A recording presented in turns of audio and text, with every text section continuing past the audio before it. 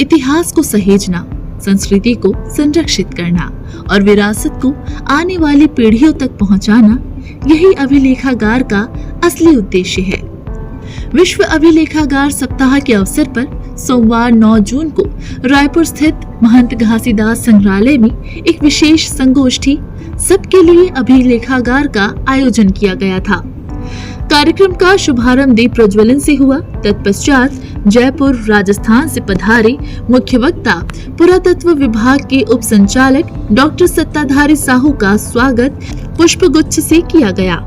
Doctor Sahu ने अपने प्रभावशाली वक्तव्य में अभिलेखागार पुरातत्व और सांस्कृतिक धरोहरों के संरक्षण के लिए बहुमूल्य सुझाव प्रस्तुत किए। इस आयोजन में इतिहास प्रेमियों, शोधकर्ताओं, शिक्षाविदों एवं विद्यार्थियों ने बड़ी संख्या में भाग लिया। उन्होंने न केवल जानकारी प्राप्त की, बल्कि अपने मन में उठते प्रश्नों के उत्तर भी पाए। विश्व अभिलेखागार दिवस पर आयोजित आर्ट गैलरी की प्रदर्शनी ने सभी का ध्यान आकर्षित किया। आगंतुकों ने अभिलेखों को नजदीक से देखा, जाना और अपने अनुभव साझा किए। आर्ट गैलरी में प्रदर्शनी का आयोजन सोमवार 9 जून से 13 जून तक आयोजित किया गया है। इस अवसर पर संग्रहालय के संचालक विवेक आचार्य, उप संचालक प्रताप पारख, पुरातत्वविद प्रभा सिंह, सत्यप्रकाश साहू, बेदलाल साहू, पंडित घनश्याम प्रसाद साहू, डॉक्टर रामचंद्र साहू, डॉक्टर नरेश साहू, विष्णु नेताम, तापस बसाक सहित अनेक प्रबुद्ध नागरिक उपस्थित रहे। आप सभी को बता दें, 2007 में अंतर्राष्ट्रीय अभिलेख परिषद ICA ने 9 जून को विश्व अभिलेखागार दिवस के रूप में घोषित किया था। ये वही दिन था जब 1948 में यूनेस्को के तत्वाधान में ICA की स्थापना की गई थी और 2019 से ये उत्सव एक दिन नहीं बल्कि पूरा सप्ताह मनाया जाने लगा, जिसे विश्व अभिलेखागार दिवस कहा जाता है। ये छत्तीसगढ़ अभिलेखागार का एक महत्वपूर्ण प्रयास है और इस प्रयास को हमेशा बना के निरंतर कायम रखना होगा, तभी हम जन सामान्य को अभिलेखागार के साथ में जोड़ सकते हैं। ये जोड़ने का जो तरीका है वो है, जैसे अभी उन्होंने मैडम ने बताया कि प्रदर्शनी लगाकर, पब्लिकेशंस के माध्यम से रजिस्ट्रेशन करा के जन सामान्य को हम अभिलेखागार के साथ जोड़ें, ताकि यहाँ के जो मूल अभिलेखों पर आधारित जो ज्ञान है, ज्ञान के स्रोत हैं, वो जन सामान्य तक पहुँचे।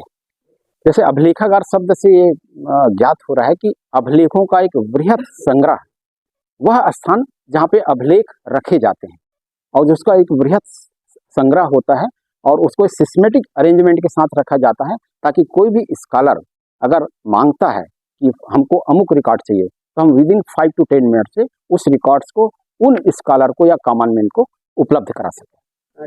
छत्तीसगढ़ के अभिलेखागार में काफ़ी संभावनाएं हैं और यहाँ के जो रिकॉर्ड्स है वो चूँकि अविभाजित मध्य प्रदेश का जो राजधानी है भोपाल, वहाँ पे सुरक्षित है और वहाँ से अभी हमको जानकारी प्राप्त हुई है कि डिजिटल फॉर्म में बहुत से रिकॉर्ड्स यहाँ पे ट्रांसफ़र हुए हैं और जो बचे हुए रिकॉर्ड्स हैं वो भी कुछ समय में ट्रांसफ़र हो जाएंगे। इसके अतिरिक्त हमारे सेंट्रल प्रोविंसेस और बरार का जो राजधानी था वो नागपुर था 1956 के पहले, वहाँ भी बहुत से छत्तीसगढ़ के से रिलेटेड रिकॉर्ड्स हैं, उन रिकॉर्ड्स को भी लाना अत्यंत आवश्यक है, तभी छत्तीसगढ़ का जो अभिलेखागार है वो समृद्ध हो सकता है।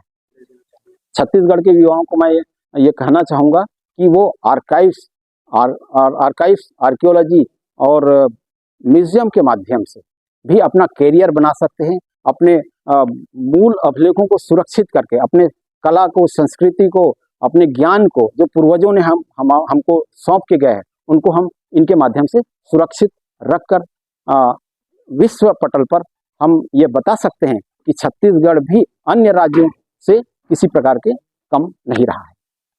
सर, प्रतिवर्ष इसे मनाया जाता है, ये अंतर्राष्ट्रीय स्तर पर मनाया जाता है और हर बार इसका थीम जो डिसाइड किया जाता है अंतर्राष्ट्रीय स्तर पर, तो इस बार की थीम थी अभिलेखागार सबके लिए सुलभ। तो हमारे पास जो भी डॉक्यूमेंट्स हैं वो डिजिटल स्वरूप में भी हैं और हार्ड कॉपी भी और माइक्रोफिल्म के रूप में है। तो उन्हीं में से हमने इस बार बस्तर राज्य को चुना और रायपुर संभाग को, बस्तर और रायपुर संभाग के डॉक्यूमेंट्स को यहाँ पर प्रदर्शित किया गया। उसमें से 3 जो है रायपुर के हैं और बाकी सब बस्तर से रिलेटेड। कार्यक्रम का आयोजन सप्ताह का, तो कब से कब तक? 9 से 13 जून। अनमोल न्यूज 24 चैनल को सब्सक्राइब नहीं किया हो तो अभी सब्सक्राइब करें